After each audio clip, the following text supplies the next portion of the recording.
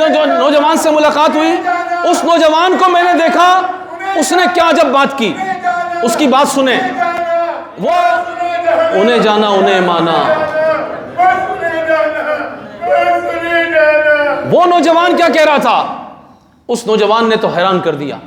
اس نے کہا کہ میں 1 مہینہ 22 دن پہلے غریب گھر کا بچہ ہوں، لاکھوں روپے نوکری کرنے کے لیے دبئی گیا تھا، اور وہاں جا کر میں نے کام شروع کیا۔ 1 مہینہ 22 دن ہوئے، لیکن میں جب آنے لگا تھا پاکستان سے تو میں نے امیر المجاہدین کے مزار پہ کھڑے ہو کے یہ عرض کیا تھا، حضور میں جا رہا ہوں نوکری کرنے، لیکن اگر ناموس سے رسالت کے لیے ضرورت پڑی تو واپس آؤں گا۔ یہ میں وعدہ کر کے گیا تھا امیر المجاہدین سے، کہا کہ 1 مہینہ 22 دن ہوئے تھے، غریب گھر کا بچہ اور لاکھوں روپے جمع پونجی زندگی کی وہ لے کے گیا تھا۔ کہا میں نے کفیل کو کہا مجھے چھٹی چاہیے، ناموس سے رسالت کا مسئلہ ہے۔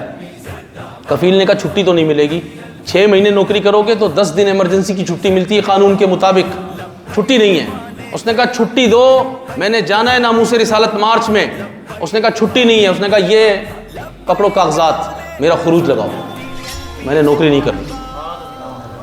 اس نے کہا جب میں نے اس کو یہ کہا تو ساتھ ہی میں نے دبئی سے اپنے پیر صاحب کو فون کیا، کہا اپنے پیر صاحب کو فون کر کے میں نے کہا پیر صاحب مسئلہ یہ ہے کہ ایک طرف ہے ناموس سے رسالت کے لیے نکلنا، کل ہے جمعہ، آج جمعرات ہے، کل ہے جمعہ، ایک طرف ہے ناموس سے رسالت کے لیے نکلنا اور ایک طرف ہے میری لاکھوں کی جمع پونجی اور میری نوکری، میرا مستقبل، آپ کیا کہتے ہیں؟ میں نے خروج کے لیے کاغذات دے دیے، نوکری کروں یا ناموس رسالت مارچ کے لیے آ جاؤں؟ عقل والوں کے نصیبوں میں کہاں ذوق جنوں، ابھی تک کسی کی عقل فتویٰ دے رہی ہوگی مختلف، عقل والوں کے نصیبوں میں کہاں ذوق جنوں، عشق والے ہیں جو ہر چیز لٹا دیتے ہیں۔ اب پیر صاحب نے اس کو کہا بیٹا کوئی بات نہیں ہے، نوکری کر لو، تمہارے اوپر بڑی ذمہ داریاں ہیں، نوکری کرو۔ اللہ اکبر، اس نوجوان نے مجھے بتایا، اس نے کہا میں نے پیر صاحب کو دوسرا جملہ کہا، میں نے کہا اگر تم یہ کہہ رہے ہو کہ میں ناموس سے رسالت مارچ کو چھوڑ کر نوکری کروں تو آج سے نہ تم میرے پیر نہ میں تمہارا مرید۔ ظلمت دیکھو بھاگ رہی ہے، سورج چڑھنے والا ہے، اسلام کا پرچم لہرایا، تخت پہ آنے والا۔ اور پیر کو مسئلہ سمجھ نہیں آیا، مرید کو مسئلہ سمجھ آ گیا۔ یہ تو نصیب کی بات ہے۔ پیر روک رہا ہے ناموس سے رسالت کے لیے مت جاؤ، نوکری کرو، اور اللہ تبارک و تعالی نے اس محبوب کے غلام کے دل کو چن لیا اس کام کے لیے کہ اسے مسئلہ سمجھ آ گیا۔ اس نے کہا یہ دنیا کی نوکری کب تک نوکری ہوگی اور کتنا پیسہ ملے گا؟ اس نے وہ نوکری وہیں چھوڑی، کہتا ہے میں جمعے کی فلائٹ صبح فجر کے بعد میں لاہور تھا، اور جب مارچ روانہ ہوا ایم او کالج پہ جو شیلنگ دھواں، جو کچھ ظلم و بربریت گولیوں کی بچھاڑ میں حاضر تھا، پھر میں آگے رانا ٹاؤن بھی حاضر تھا، سادو کی بھی حاضر تھا، وہ وزیر آباد میں مجھے ملا تھا اور اپنے کپڑے خود دھو رہا تھا۔ اس نے کہا یہی کپڑے کا جوڑا ہے، میں سیدھا ادھر ہی آیا ہوں اور بس مجھے کچھ پتہ نہیں ہے، میں نے ایک ہی کام کرنا ہے، ناموس سے رسالت پہ پہرا دینا ہے۔ آیا پیری مریدی کا معیار آپ کو سمجھ میں؟ سمجھ آیا مرید اور پیر کس کو کہتے ہیں؟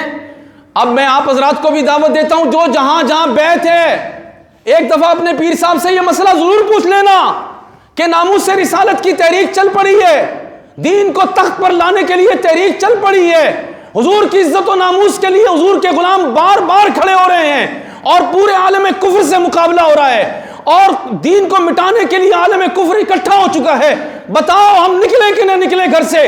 اگر آپ کا پیر فتویٰ دیتا ہے یہی والا تو پھر اس مرید کی طرح اسے کہہ دینا کہ نہ آج سے تم میرے پیر نہ میں تمہارا مرید۔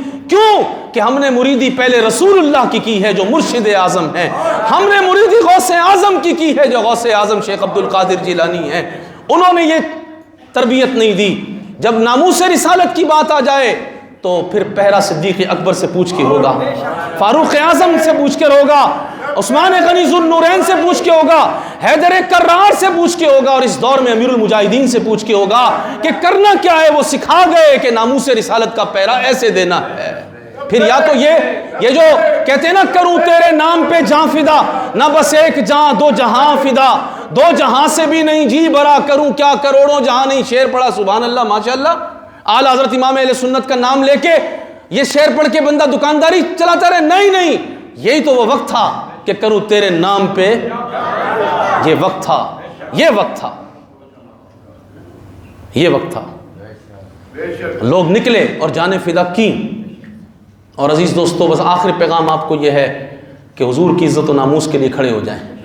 تحریک لبیک یا رسول اللہ پاکستان, یہ صرف ایک ہی کام, اس کا اولین مقصد ہے کہ رسول اللہ صلی اللہ علیہ وسلم کی شان میں جو گستاخی بے ادبی کرے اس کو رسول اللہ کے حکم کے مطابق سزا دی جائے گی اور حضور کے دین کو غالب کیا جائے گا. اور آپ دیکھ رہے ہیں الحمدللہ جو سعادت مند ہیں وہ جوک در جوک الحمدللہ آتے چلے آ رہے ہیں.